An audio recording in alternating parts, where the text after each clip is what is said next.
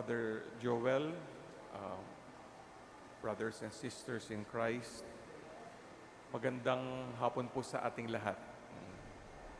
Thank you for the invitation to uh, be a Mass presider for one of your Novena Masses. This is the 7th day, and we reflect on our journey, not only as a parish, but as a shrine community, knowing our devotion to the Miraculous Medal. And the theme is Crowned with Hope for 100 Years of Mission and Mary's Miraculous Intercession. It's coincidental that on this 7th day, we have the solemnity of Christ the King. Maganda hong tignan ito, no? Kasi alam naman natin, ito yung huling linggo ng karaniwang panahon or ordinary time. Next Sunday will be the first Sunday of Advent, the bridgeway to Christmas Day and the Christmas season. And what a beautiful way to end the liturgical year and reflect on how we have been as Christians given the kingship of Mary, and of course the intercession of Our Lady of the Miraculous Medal. I'd like to put forward 3 characteristics of the kingship of Christ. The first one is His kingship is a kingship of humility. If we go back to the gospel, we are just awestruck by how the Lord allowed Himself to be interrogated by Pontius Pilate. It was really a humbling experience. Imagine the humility of Christ to undergo this ordeal, as we know at that time was moving to His crucifixion. You know, today when we try to look at what happens to us, how difficult it is to be humble, especially when we are hurt. Pag nasaktan tayong umiiral ay pride, hindi ba? And even in our dealings, in our relationship, people want to be on top. And at times, it is dominance and arrogance that comes out of the temperament of a number of people. And we are not exempted. Yet the Lord teaches us in His kingship, it's not about arrogance. It's not about pride. It's about humility. And we know many things can be solved if we are humble before God and others. The second characteristic of Christ's kingship is His kingship is a kingship of mercy. Why did I say that? Let's go back to the gospel. When He was being interrogated by Pontius Pilate, you could stretch your imagination and perhaps we wonder what Christ looked like, what was happening to Him, how He felt. Definitely, He was tormented and was suffering. And again, why did He allow Himself to undergo this? Because He wanted to identify Himself to many people who are suffering, the poor, the elderly, the sick, refugees, those at the peripheries, those at the margins who have no one to turn to. And the message of God is, amidst this suffering, we hold on to God's mercy. Ang habag ng Diyos. Kaya nga pinapakita lang ni Jesus na sa awa ng Diyos, tayo ay Kanyang nililigtas. Pinapagaan ang kalooban at pinadadama sa atin ang Kanyang walang hanggang pag-ibig. Finally, the kingship of Jesus is a kingship of truth. Again, at the last part of the gospel, just when He said, you tell me I'm king, and my kingship is a testimony of truth, and those who listen to my voice will know the truth. Remember, the Lord in the Gospel of John declared, I am the way, the truth, and the life.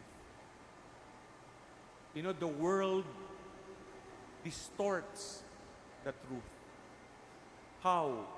Through worldly, secular values. The world would teach about power as a truth, pleasure as a truth, plenty as a truth. Kaya nga makikita natin, kung yan ang katotohanan na dinidikta ng mundo, tayo ay naiimpluwensya nito. No? Wala din exempted dito. Pero lahat ay panandalian lamang. And then the Lord tells us of the truth of the gospel, the truth of powerlessness, the truth of love, the truth of holiness, of peace, of justice, the truth of forgiveness and healing and reconciliation. That is the truth of Christ the King. And we're called to live this in our own lives. Kaya nga napakaganda, no, as we end the liturgical year, ask yourself, like Christ, have you inculcated and lived out the virtue of humility? Like Christ, have you been merciful to others? For it is the Lord who said, even in the Gospels, be merciful as I am merciful, as God is merciful. Ask yourself, have you lived the truth of Christ, not the truth of the world? You know, it's so beautiful that the first two readings gives us the vision of the kingdom of God from the book of Daniel and the book of Revelation. And as we all know, the Holy Father in this year of prayer tells us, we are pilgrims of hope looking forward to the great Jubilee year. And therefore, when we look at this vision of God's kingdom, we also ask ourselves, as pilgrims of hope, do we pray in hope that one day we will be gifted with eternal life? That we will be with Christ the King, with the Father, with the Holy Spirit, with Mama Mary, with all the saints in heaven. And therefore we should pray in hope.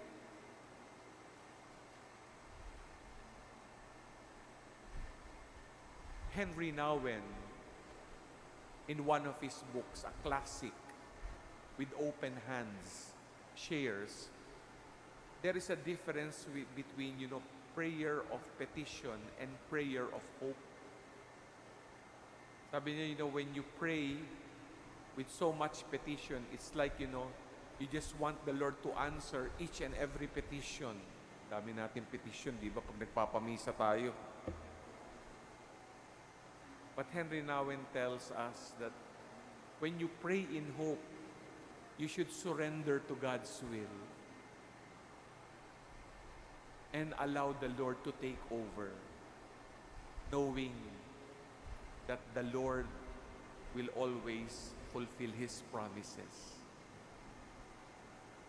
Right now, as I was sharing with Father Joel, my mother has been already 3 weeks in the hospital. She is a devotee of Our Lady of the Miraculous Medal. I just came from there. I'm going there every day in Cardinal Santos. And every time I go there, beside her, hospital bed, is the image of the miraculous medal. Kanina nga, pinakita ko yung image na yan eh. And even though she already has difficulty to speak,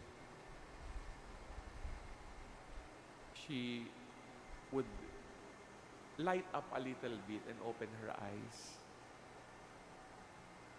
The intercession of Our Lady of the Miraculous Medal tells us that there is hope. There is light at the end of the tunnel, whatever God wills.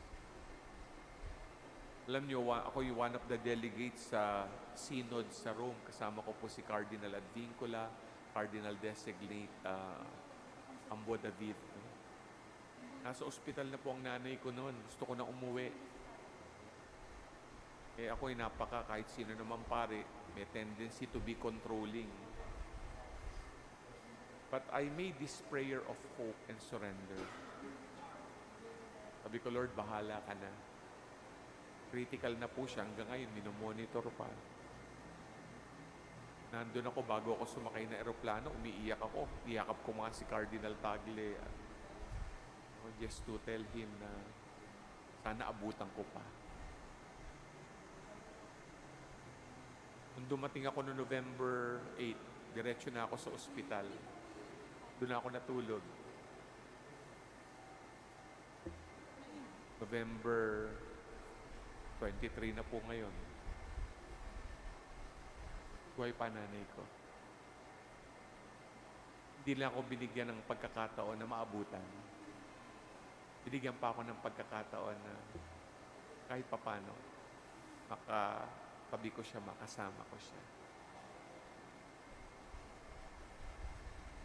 Alam niyo, mahirap sa isang ina ang iwanan ang mga anak. Ramdam ko din yun eh. Pero hirap din yung mga anak na iwanan ng ina. Yan po ang karanasan sa pamamagitan ng Miraculous Medal sa kalooban ng Diyos. Accompaniment, love, and hope.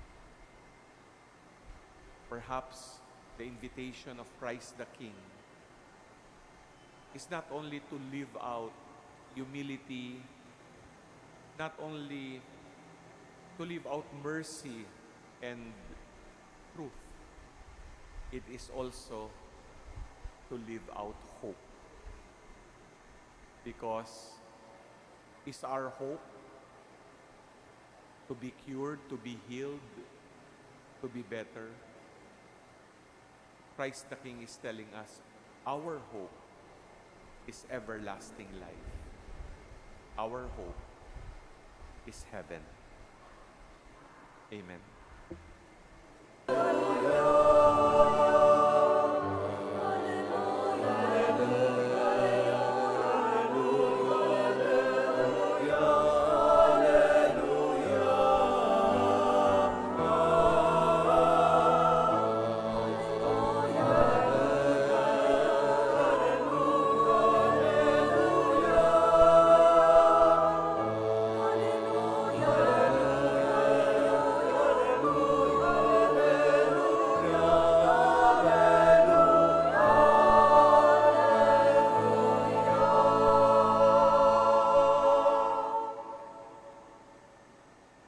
The Lord be with you. And with your spirit. A reading from the Holy Gospel according to John. Glory to you, O Lord.